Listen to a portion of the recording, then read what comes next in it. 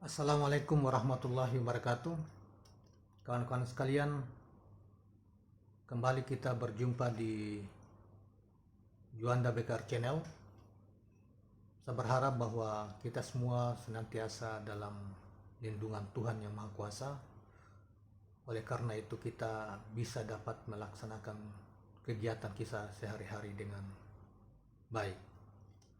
Saudara, kali ini kita akan mengemukakan satu esai tentang demokrasi yang esai ini diulas oleh Dr. Nurholis Majid di dalam bukunya Pintu-Pintu Menuju Tuhan. Saudara sekalian, tentang Nurholis Majid kita mungkin tidak perlu kita memperkenalkan lagi, karena di video-video yang lain tentang beliau kita juga sudah beberapa video kita juga sudah menjelaskan tentang beliau dan memuat pikiran-pikiran beliau atau dalam esai dengan judul yang lain. Kali ini kita akan mengikuti penjelasan beliau tentang demokrasi. Saudara sekalian, marilah kita mengikuti penjelasannya. Setelah hampir setengah abad merdeka, bicara tentang demokrasi di negeri kita ibarat mengunjungi sebuah rumah antik. Misalnya rumah Thomas Jefferson, orang yang mengaku segan beragama, tapi sepenuhnya percaya pada Tuhan Yang Maha Esa dan nilai-nilai universal. Kita mungkin dapat memahami desain, tata ruang dan susunan perabotannya, tapi belum tentu dapat dengan tepat punya gambaran bagaimana penghuninya dulu hidup. Dan demokrasi memang barang antik.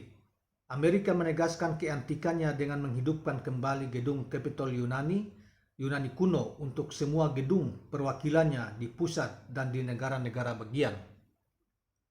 Tapi di Yunani sendiri sudah sejak ribuan tahun yang lalu demokrasi dilupakan orang. Dan setelah sistem Eropa Timur kini hancur, berantakan, demokrasi semakin menjadi cap dagang utama bangsa-bangsa Nordik atau Anglo-Saxon. Hanya mereka yang saat ini mengaku benar-benar demokratis. Barangkali terkecuali sedikit bangsa bukan Anglo-Saxon seperti Prancis, Italia, dan Jepang. Demokrasi antik di Indonesia bukan ide dasarnya, melainkan kontroversinya. Dalam sejarah sekitar proklamasi, kita dapati masalah demokrasi telah menjadi bahan perdebatan sengit antara para pendiri republik kita. Kita merasa kenal dengan jargon-jargon mereka, dewan, perwakilan rakyat, majelis, musyawarah, mufakat, dan seterusnya. Juga ada pinjaman yang lebih kontemporer, yaitu delegation of authority, decision by representation, role of law, majority role and the minority right misalnya. Dan entah apa lagi. Kita merasa kenal semuanya, tapi rasanya tidak mungkin kita mengakui benar-benar mengerti maksud-maksudnya. Apalagi menggambarkan dengan tepat bagaimana masing-masing yang mengklaim demokrasi itu bertingkah laku. Malah konon ada di antara mereka yang begitu bersemangat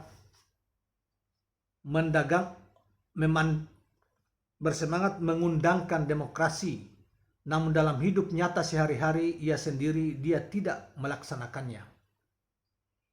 Meskipun banyak buku yang dibaca dan berbagai istilah dan fraseologi demokrasi yang dihafal di rumahnya atau lebih mungkin lagi di kantornya, dia adalah seorang diktator dalam sistem Soviet supremini.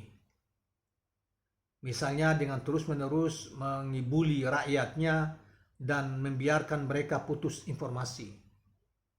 Bagaimana mungkin dia menjadi seorang demokrat sejati? Dia mudah sekali tersinggung. Seorang teman asing mencoba mendukung. Jangan-jangan dia dulu bicara tentang demokrasi tidak karena benar-benar menghayatinya, tetapi karena itulah komoditi politik yang paling laku Komentar teman asing yang lain. Memang masalahnya selalu menarik. Lihat saja kasus Bung Karno. Dengan kemampuan retorikanya yang hebat itu, dia adalah juga pembela demokrasi yang bersemangat. Namun sungguh ironis dia jatuh karena tuduhan sebagai seorang diktator. Dan karena punya pandangan sendiri tentang apa itu demokrasi, dia acap kali menuding para pengklaim demokrasi yang lain sebagai tidak lebih daripada kaki tangan neolib atau nekolim. Para pemimpin Masumi misalnya sangat menderita oleh tuduhan semacam itu. Bahkan mereka kaki tangan nekolim. Terasa sungguh mustahil mengingat para peran positif mereka yang cukup besar dalam ikut meletakkan batu pertama fondasi kemerdekaan.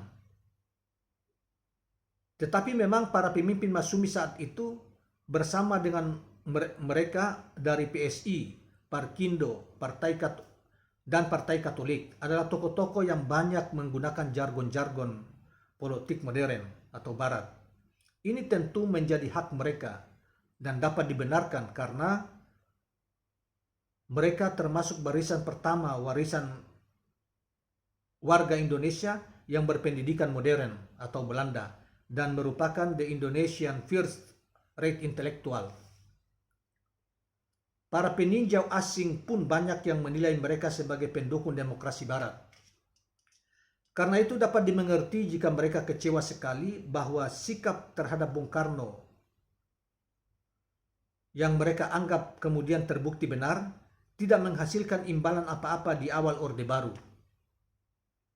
Lebih pahit lagi mengenang pengalaman bagaimana usaha mereka mendukung Bung Karno,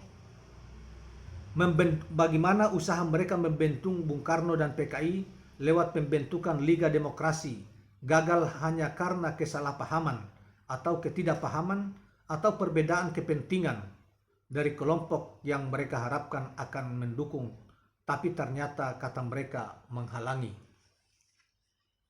Tapi para penghayat demokrasi barangkali masih harus mempelajari pandangan teoritis yang lebih absah tentang kekuasaan politik di kalangan rakyat, seperti menjadi sasaran kritik pedas para sarjana Syiah.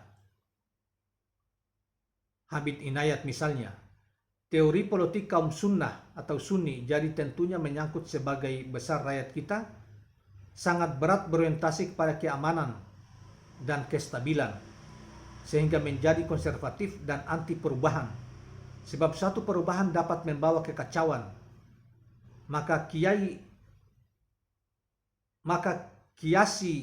Salih dari Semarang misalnya dalam sebuah kitabnya berbahasa Jawa dan bertuliskan Arab Pegon menegaskan perlunya orang Islam berpegang pada pandangan politik Sunni klasik bahwa pemberontakan kepada kekuasaan yang sah biarpun zalim adalah terlarang menurut agama, meskipun tetap wajib melakukan amar ma'ruf nahi munkar. 60 tahun di bawah pemerintahan yang zalim, tapi efektif lebih baik daripada sehari tanpa pemerintahan yang mengakibatkan kekacauan. Dia menegaskan yang konon dari sebuah hadis. Atau lihat Ibnu Taimiyah yang katanya panutan kaum modernis. Dia berkata, Tuhan mendukung kekuasaan adil meskipun Tuhan mendukung kekuasaan yang adil meskipun kafir dan tidak mendukung kekuasaan yang zalim meskipun Islam. Dia juga berkata, dunia akan tetap bertahan dengan keadilan sekalipun kafir dan tidak akan bertahan dengan kezaliman sekalipun Islam. Ini karena baginya ideatum Islam tentang kekuasaan dan negara ialah keadilan. Barangkali sejiwa dengan dalil itu, maka Amerika yang Protestan pernah punya presiden Katolik John F. Kennedy. Atau India yang Hindu pernah punya presiden yang Muslim Zahir Hussain. Tapi presiden di India hanya bersifat simbolik atau lambang. Atau Filipina yang Katolik punya presiden Protestan seperti Fidel Ramos. Demokrasi memang tak terelakkan, tapi penuh persoalan. Karena itu harus selalu dibicarakan atau didiskusikan. Hanya saja, barangkali sebaiknya jangan terlalu gaduh karena bisa dianggap sebagai lelucon atau guyonan. Apalagi kita sendiri, para penganjurnya tidak mampu memberi teladan. Apakah kita menganjurkan orang lain berbuat kebaikan, tapi diri sendiri terlupakan? Padahal kita tahu perkaranya lewat bahan bacaan. Begitulah peringatan Al-Quran. Saudara sekalian, inilah uraian singkat tentang demokrasi, tentunya berorientasi pada selain universal, tapi juga berorientasi pada praktek demokrasi, kekuasaan demokrasi yang ada di negeri kita, Indonesia, yang memang apa yang diuraikan oleh Cak Nur atau Dr. Holis Majid ini tentang demokrasi beberapa tahun yang lalu, sebelum lahirnya pemimpin baru atau di masa zamannya Pak Jokowi, pemerintahan Pak Jokowi. Saya membayangkan, andaikan Cak Nur masih hidup dan menyaksikan praktek demokrasi atau praktek bernegara atau tabiat orang-orang yang hari ini saling membenci, berbicara seenaknya, saling menghujat dan lain sebagainya atas nama demokrasi, itu sangat menyedihkan. Saya yakin sangat menyedihkan beliau, karena demokrasi yang diidealkan dalam teori maupun dalam praktek negara-negara yang menjunjung tinggi hak asasi manusia dan kemanusiaan tidak menginginkan demokrasi atau suasana bernegara seperti yang terjadi hari-hari ini. Seorang pemimpin dihujat, dimaki, dan lain sebagainya seperti yang kita ambil atau kita saksikan hari-hari ini. Misalnya seorang pemimpin seperti Gubernur DKI Anies Baswedan yang dimaki, dihujat, difitnah dan sebagainya, tetapi mereka yang melakukan itu bukan dari kalangan intelektual, tetapi kalangan yang kita sebut sebagai buzzer, karena kekalahan mereka mungkin dalam pemilihan pemimpin DKI di masa yang lalu ataupun yang lain sebagainya. Oleh karena itu, seakan-akan kaum intelektual di zaman ini sekarang, di Indonesia zaman kita sekarang ini, seakan-akan kaum intelektual kita tidak punya arti apa-apa. Padahal kita saksikan pada tahun 80-an, akhir 80-an, awal tahun 90-an, begitu banyak intelektual seperti Cak Nur, ada Aim Saifuddin, ada Gus Dur, ada banyak intelektual yang muncul dan berdebat tentang isu-isu strategis tentang dunia, bahkan juga isu-isu strategi negara, dan tidak ada masalah. Yang justru hari-hari ini kita saksikan adalah hujatan terhadap para pemimpin, bahkan sangat tidak berdasar intelektual. Orang seperti maaf sekali, seperti Abu Janda dan lain sebagainya dan kawan-kawannya, menurut saya itu adalah duri dan sampah demokrasi. Terserah Anda setuju atau tidak, tetapi itulah fakta yang ditampilkan. Mereka lebih banyak menampilkan kebencian terhadap seorang pemimpin atau lawan-lawan politiknya dibanding melahirkan pikiran-pikiran yang jernih untuk kepentingan bangsa, dan pikiran brilian dan jernih demi kepentingan bangsa dan negara ini. Tetapi justru yang mereka lahirkan adalah hujatan, makian, dan lain sebagainya, sumpah serapah dan lain sebagainya. Itulah yang yang herannya kita, justru ini dibiarkan berkembang dan seakan-akan memecah bangsa kita, rakyat kita, dan kita justru para pengkritik, para intelektual kebanyakan diam melihat fenomena ini. Terima kasih. Assalamualaikum warahmatullahi wabarakatuh. Dan kawan-kawan sekalian, jangan lupa tekan tombol subscribe, like, dan komen channel ini.